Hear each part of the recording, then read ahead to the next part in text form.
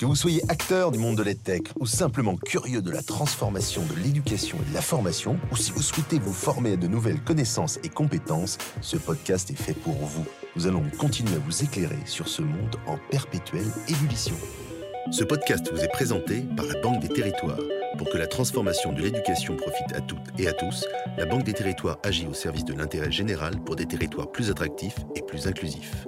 La MGEN, acteur majeur de la protection sociale des professionnels de l'éducation et de la formation, MGEN entretient en permanence des liens avec le monde éducatif. C'est pour soutenir les initiatives qui mettent la technologie au service de ces professionnels que MGEN a créé les trophées MGEN EdTech.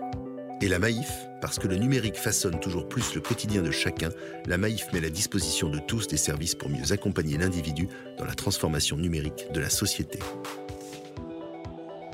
Je suis Rémi Chal, directeur général d'EdTech France, l'association des entrepreneurs qui mettent la technologie au service de l'éducation et de la formation. Bienvenue pour ce 3e et dernier jour. On est triste de Web Radio Podcast EdTech France. Nous sommes toujours en direct de l'espace territoire apprenant de la Banque des Territoires sur le salon Educatech Educatis pour une journée de talk en live qui s'annonce encore passionnante avec les acteurs du numérique éducatif et de l'innovation.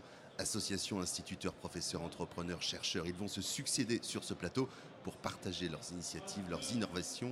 C'est dur à dire, un dernier jour, leurs innovations et leur vision du monde éducatif. Vous nous suivez en live stream sur les sites web et réseaux sociaux de nos partenaires, la Banque des Territoires, la Maïf, la MGEN et sur edtechfrance.fr. 3 hashtags magiques pour interagir avec nous, hashtag EdTech, hashtag Educatech10, hashtag Territoire Apprenant, Terre Apprenant. Aujourd'hui, et ce matin, on va s'intéresser au bien-être des enseignants et des équipes pédagogiques.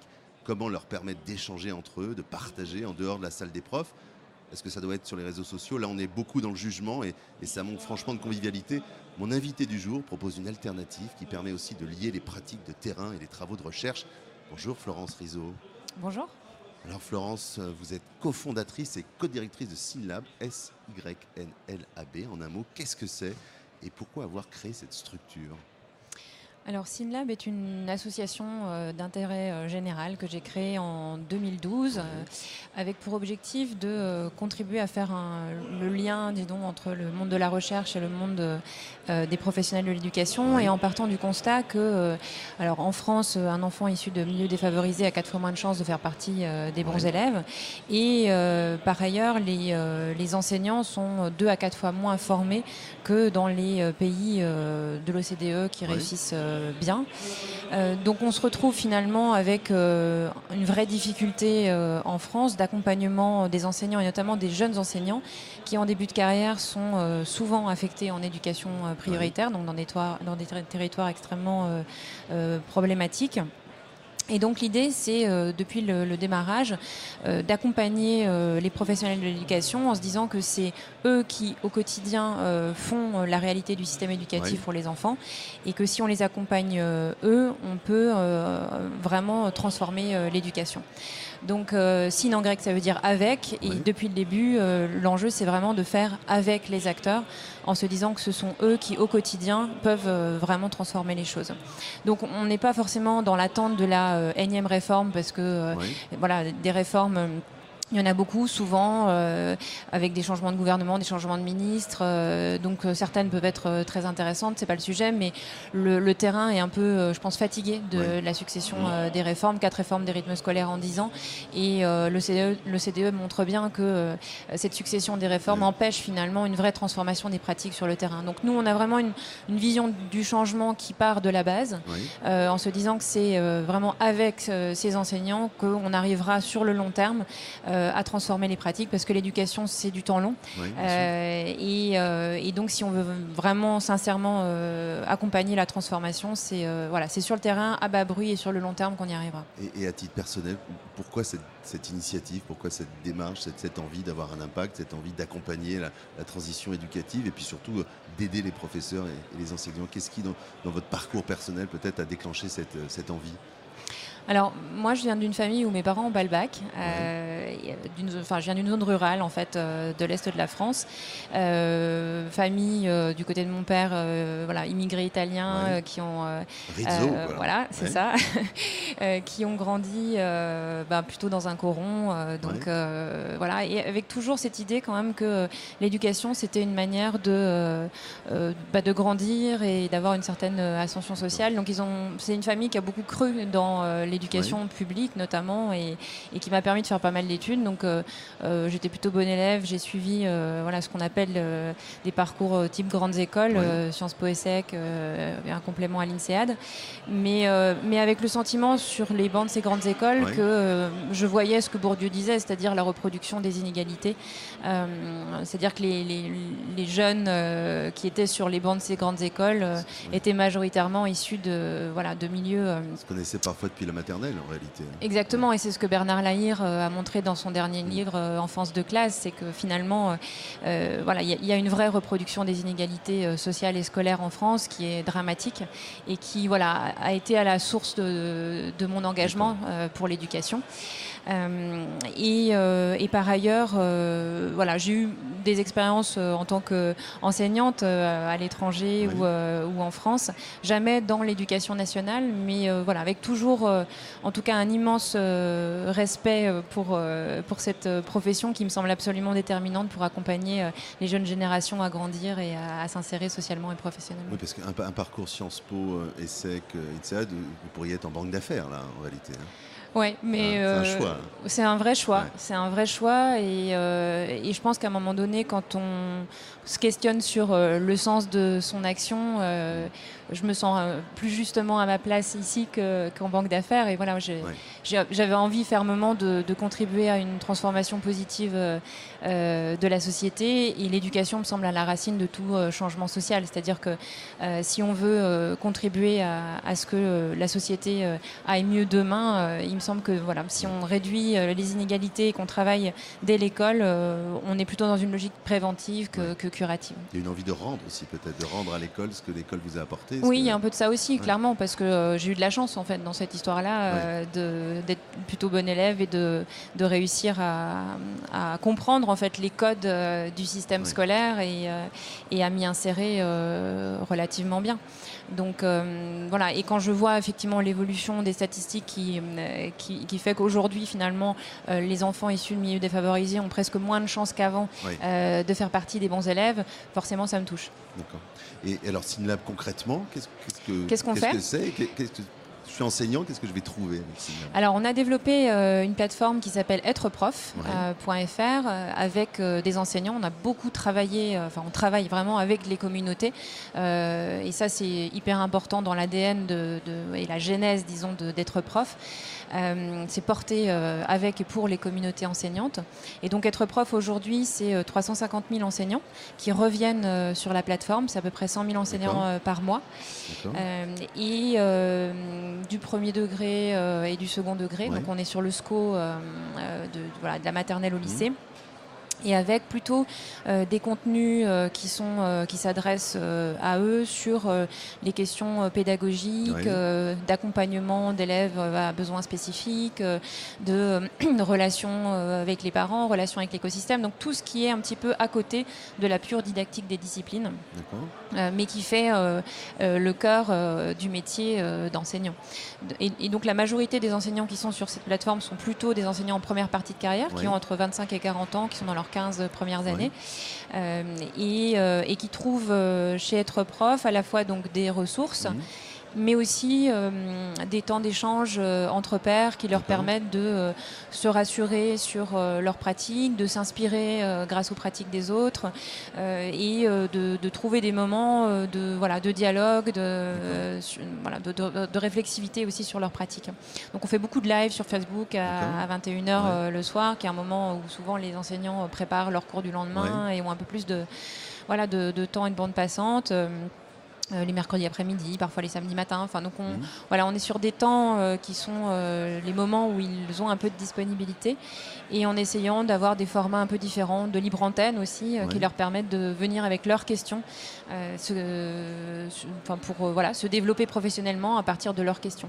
Et en ayant un ADN très fort sur la possibilité d'avoir la capacité de dire ce qui va pas, d'oser parler de ses erreurs, parce qu'on considère qu'un vrai développement professionnel s'ancre aussi dans une capacité à dire ce qu'on ne sait pas faire sans avoir peur d'être jugé, sans avoir la honte de ne pas y arriver, et que ça suppose en fait de travailler sur un ton, sur une convivialité, sur une dynamique de confiance, d'accueil, y compris des difficultés.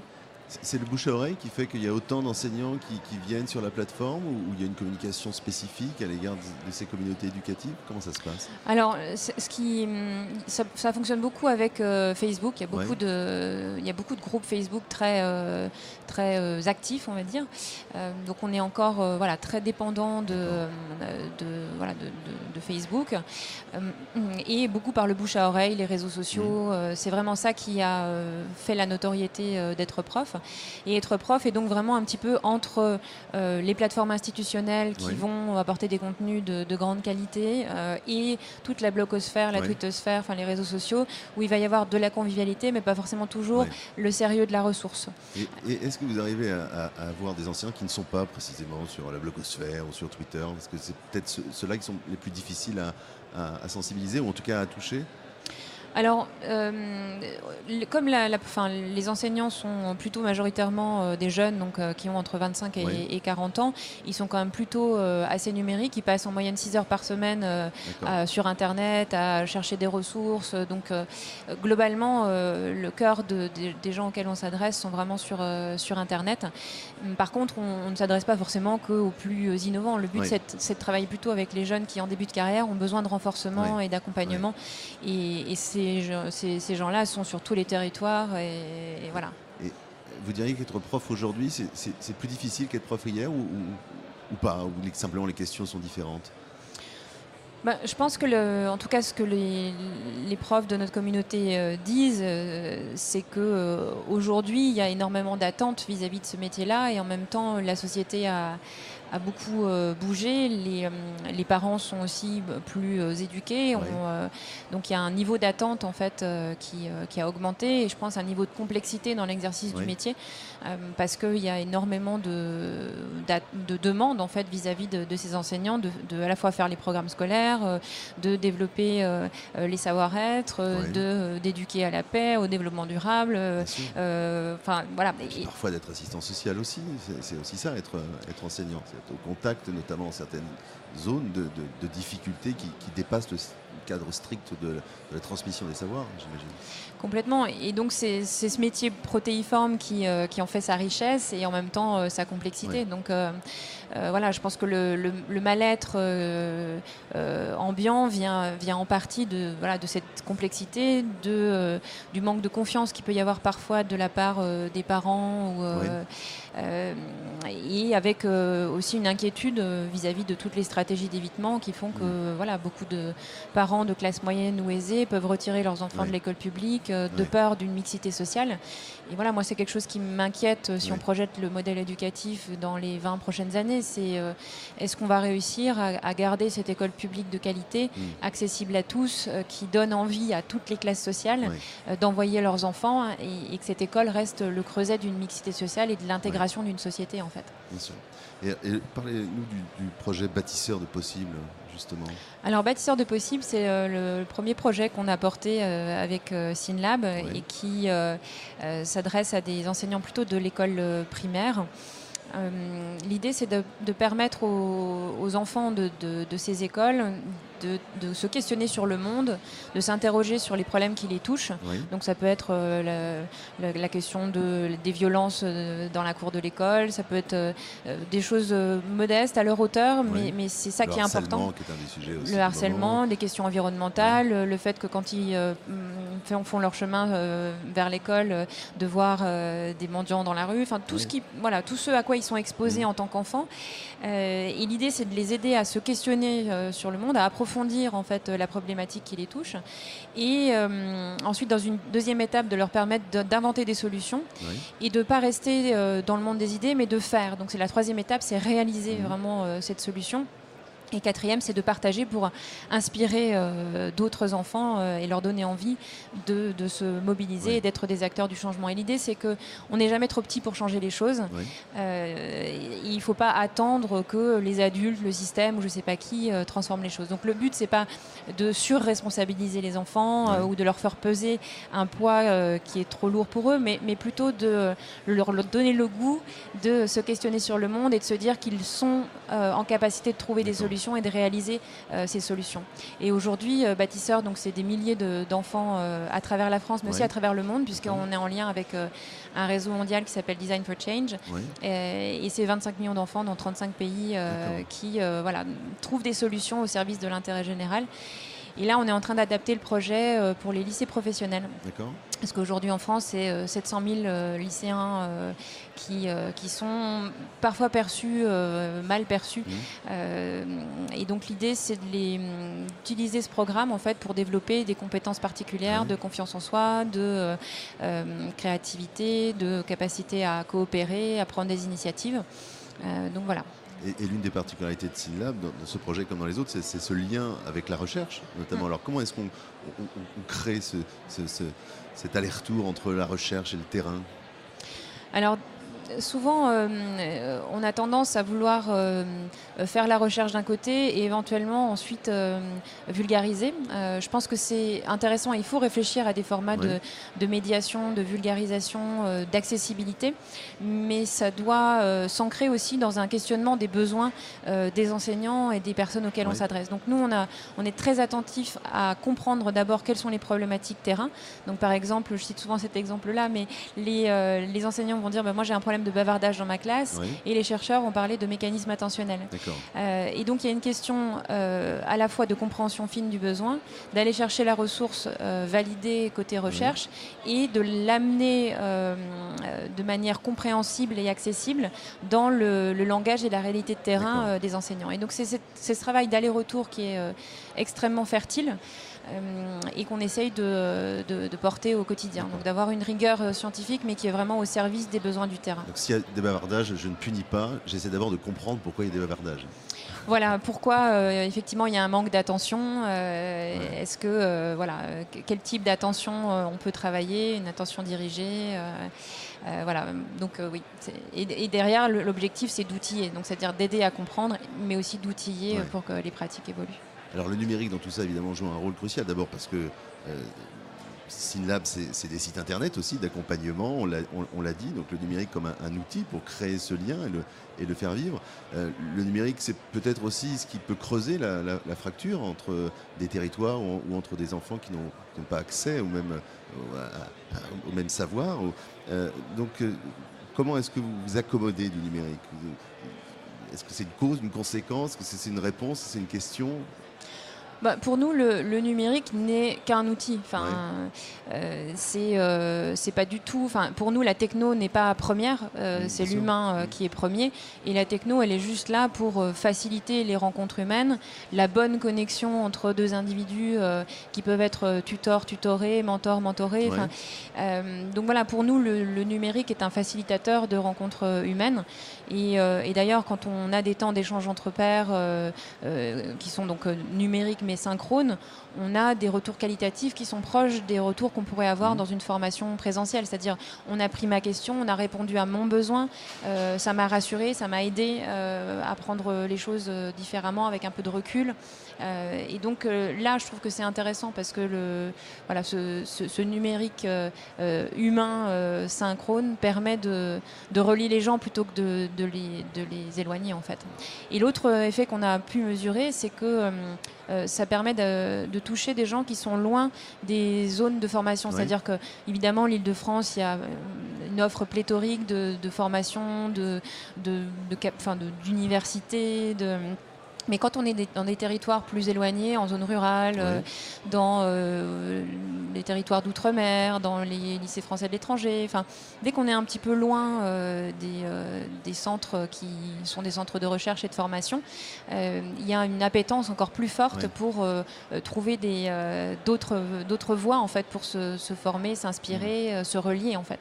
Alors, justement, j'ai découvert avec plaisir que ce diplôme universitaire, acteur de la transition éducative, dont vous êtes co-responsable avec Sophie Penn, qu'on connaît bien, et Tech France. Racontez-moi un peu l'histoire de ce diplôme et qui sont ceux qui suivent ce diplôme et qu'est-ce qu'ils en font après? Alors, à force de travailler avec les enseignants, on s'est rendu compte que pour réussir à accompagner la transformation du système, il fallait aussi travailler avec les cadres, avec tout l'encadrement, les chefs d'établissement scolaire, les inspecteurs, les IEN, enfin tous ceux qui sont un petit peu entre la tutelle et le terrain. Et donc le but de ce diplôme universitaire, c'était de créer en fait un pas de côté et de permettre à ces cadres en fait de réfléchir à une transformation systémique et comment ils peuvent être porteurs de projets de transformation en fait. Et donc depuis 3 ans, on a des responsables du ministère, d'académie, des chefs d'établissement qui viennent chercher d'autres outils pour piloter des transformations du système éducatif sur plein de domaines différents. Ça peut être sur des questions d'orientation, sur des questions de développement de bien-être d'une équipe enseignante dans une circonscription. Enfin, à chaque fois, l'idée, c'est qu'ils se saisissent d'une problématique et ils mettent en place un projet concret qu'ils vont expérimenter et évaluer. Et en fait, ce diplôme-là nous a aussi permis de commencer à travailler avec des cadres. Et ça a donné naissance à 2 MOOC, un MOOC qui a été joué plusieurs fois. Donc 10 000 personnes ont rejoint en fait, ce MOOC à accompagner les transitions éducatives. Qui est disponible sur FunMOOC, qui était exactement disponible sur Fun, qu'on a fait avec le CRI et l'Université Paris-Descartes. Et en fait, de ces 2 expériences-là, l'une très présentielle et l'autre très distancielle, on a développé et lancé il y a 2 mois une plateforme qui s'appelle ManageEduc. D'accord. Et qui vise à accompagner en fait, les chefs d'établissement scolaire dans une évolution de leur mode de pilotage.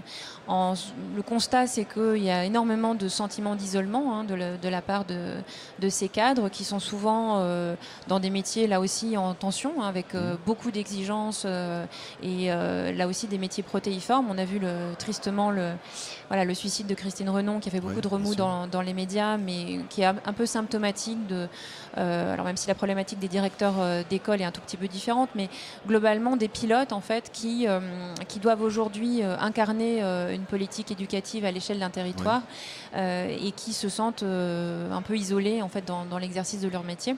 Et donc là, l'idée, c'est à la fois de donner des contenus d'inspiration, là aussi beaucoup issus du monde de la recherche, mais aussi l'idée, c'est de mutualiser les pratiques et de permettre à chacun d'être moins seul parce que en capacité de lire et d'être relié à un autre chef d'établissement qui a fait quelque chose d'inspirant. Là, en ce moment, on est en pleine réforme du lycée. La grande question qui va émerger, c'est comment on fait des conseils de classe alors qu'il n'y a plus de classe. Et donc, tout le monde est un peu en train d'essayer de chercher, de bidouiller. Et là, l'idée, c'est d'être dans une logique justement de mutualisation de pratiques et de s'inspirer des expériences des uns et des autres. Parce que chef d'établissement ou proviseur, c'est des responsabilités extraordinaires. Enfin, on n'imagine pas la complexité de ce métier, à la fois parce qu'on manage un établissement, une équipe comme une entreprise, d'une certaine manière, même s'il n'y a pas d'enjeu de rentabilité, mais il y a des enjeux financiers aussi. Et puis, on a une responsabilité à l'égard des familles, à l'égard des jeunes. Donc, c'est un métier d'une complexité difficile, quoi. Oui. Effectivement, alors certains n'aimeraient pas le terme de manager et je pense, on peut le comprendre, mais si on revient à la racine de ce que ça veut dire, c'est juste qu'effectivement c'est un métier de l'humain, puisqu'un chef d'établissement a accompagné une équipe pédagogique composée à la fois d'enseignants et de personnel non enseignants, et le pilote en lien avec toute la communauté éducative des élèves et des parents, en lien avec les collectivités locales. Donc c'est un métier complexe au sens de ce que Edgar Morin dirait, c'est-à-dire qui relie beaucoup d'acteurs à une échelle territoriale. Et parfois, l'établissement scolaire, c'est un peu le premier maillon et le premier service public auquel les citoyens ont accès, en fait. Et est-ce que vous arrivez à mesurer l'efficacité de toutes ces solutions, toutes ces aides que vous apportez via SynLab ? Oui, alors sur le premier projet Bâtisseurs de possible, on a travaillé sur une mesure du sentiment d'efficacité personnelle qui pour nous était, en tout cas en recherche, on a observé que c'était un déterminant important de la confiance en soi et de la capacité ensuite à se réaliser, à développer ses compétences. Et donc on a fait toute une mesure avec un groupe test, un groupe contrôle qui a permis de mesurer l'augmentation du sentiment d'efficacité personnelle des enfants qui mettaient en place le projet Bâtisseurs de possible et de mesurer aussi l'augmentation de ce sentiment d'efficacité personnelle en français et en mathématiques. Donc ce qui est intéressant, c'est qu'il y a une transférabilité de ce type de compétences dans les domaines disciplinaires. Et sur Être prof et Managéduc, alors c'est des projets plus récents puisque Être prof n'a que 2 ans et Managéduc s'est lancé il y a 2 mois. Mais l'idée c'est que évidemment comme on est sur des plateformes, on a beaucoup de data, donc on voit bien quels sont les usages, la régularité de ces usages, donc on suit toutes ces données. Et puis l'objectif c'est de développer, alors on a différents critères sur lesquels on aimerait bien mesurer l'impact, notamment l'augmentation des pratiques collaboratives puisque l'OCDE a montré en fait l'importance de développer les pratiques collaboratives pour soutenir le développement professionnel des enseignants. Donc ça c'est une mesure clé, donc l'acceptabilité et l'acceptation de pouvoir aller voir un autre enseignant dans sa classe, recevoir un enseignant dans sa propre classe. Sur la question du sentiment d'efficacité personnelle, même chose, c'est aussi un déterminant de la capacité à se développer tout au long de sa vie professionnelle, donc ça serait un critère. Et puis la capacité aussi à innover au sens à renouveler ses pratiques, à re-questionner ses pratiques, puisque ça c'est une manière aussi d'être en capacité de se remettre en question perpétuellement et de se dire que 40 ans de vie professionnelle ne seront évidemment pas linéaires et que la question c'est la créativité au sens de la capacité à trouver de nouvelles solutions aux problématiques qui vont émerger dans une carrière professionnelle. Et est-ce qu'il existe ou il pourrait exister des rencontres physiques aussi que vous pourriez organiser entre ces différents acteurs, chefs d'établissement, professeurs qui ont envie d'échanger aussi, pas simplement au travers de l'outil numérique, mais autour d'un verre ou dans un atelier, des choses qui se font? Alors c'est des choses qu'on a commencé un petit peu à faire, effectivement de permettre aux communautés de se rencontrer localement. Avec Managéduc, on commence à être sur une idée de clubs locaux et c'est vraiment part de la communauté qui avait envie de se rencontrer. Donc on est en train de tester ça, probablement des universités aussi qui permettront aux acteurs des communautés de se rencontrer. Donc je pense qu'effectivement il y aura des prolongements présentiels, mais chaque chose en son temps, c'est-à-dire qu'on ne peut pas tout faire, on reste une structure quand même relativement modeste et donc il faut compter nos forces pour avoir le plus d'impact possible. Vous connaissez Cécilia Pinto? Non. Je vais vous la présenter parce qu'elle est juste en face. D'accord. Elle est là, elle fait coucou. Ah bah oui, voilà. oui, bien sûr. Oui, si. Et Cécilia, et le réseau EduVoices et de ces micro-communautés de professeurs qui se rencontrent pour parler de leurs pratiques pédagogiques, notamment autour du numérique. Il y a peut-être un lien à faire. C'est ça, EdTech France, c'est des rencontres. Voilà.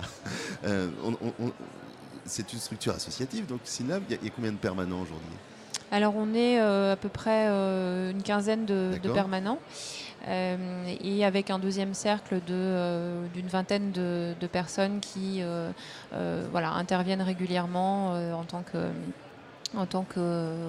membre du réseau, je dirais, qui passe un temps significatif pour aider à porter les projets, répondre aux lives. Alors, d'un point de vue financier, là, c'est le directeur général d'une autre association qui pose la question. Comment vous faites alors ? Alors on a commencé grâce à la philanthropie. Clairement, on a reçu le soutien de grands mécènes, de grandes fondations comme la fondation Bettencourt ou la fondation Alpha Omega qui nous ont permis de commencer.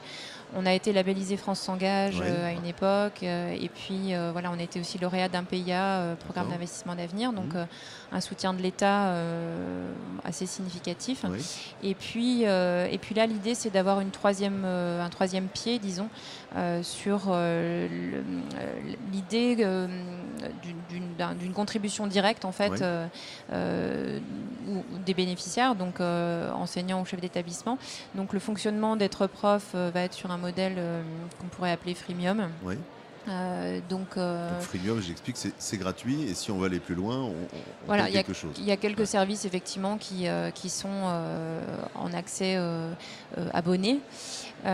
Et en se disant que cet accès abonné peut être soit pris en charge directement par l'enseignant, soit par des partenaires, et ça a été le cas avec la MGEN, qui a été un des premiers, et la CASDEN, qui ont été les premiers partenaires à comprendre l'intérêt en fait de soutenir le développement professionnel des enseignants. Donc voilà, on a un très beau partenariat avec eux, et des académies en fait qui commencent elles aussi à se dire que cette offre-là peut être complémentaire de ce qu'elle propose par ailleurs.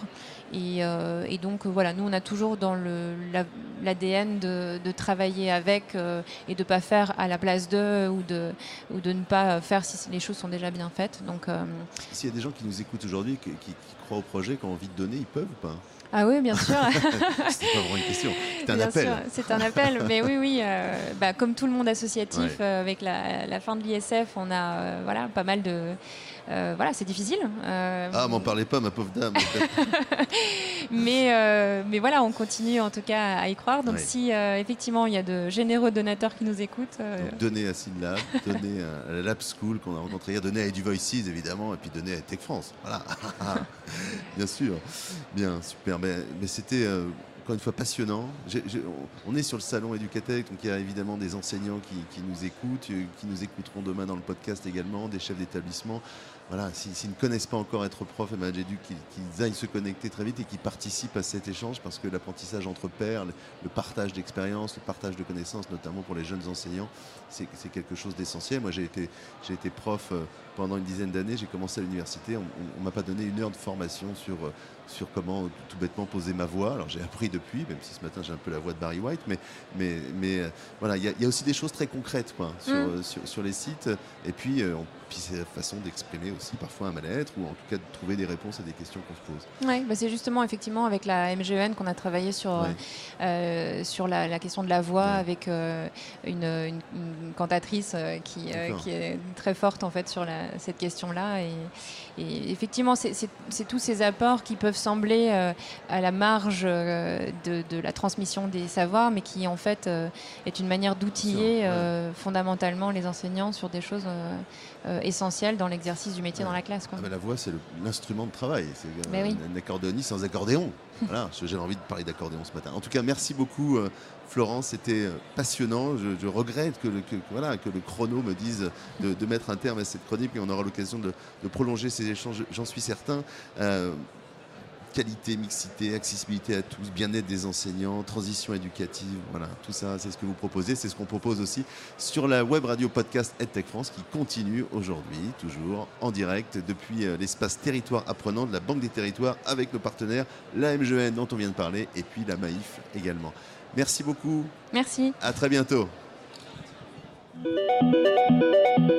Que vous soyez acteur du monde de l'EdTech ou simplement curieux de la transformation de l'éducation et de la formation, ou si vous souhaitez vous former à de nouvelles connaissances et compétences, ce podcast est fait pour vous. Nous allons continuer à vous éclairer sur ce monde en perpétuelle ébullition. Si vous voulez nous suivre et nous soutenir, abonnez-vous au podcast EdTech France, disponible sur l'ensemble des plateformes d'écoute. N'hésitez pas à le noter, 5 étoiles, et à en parler autour de vous. Vous pouvez nous retrouver sur nos réseaux sociaux. Merci à Maxime Maton pour la production de ce podcast et à notre journaliste Natacha Lefauconnier pour la préparation des interviews.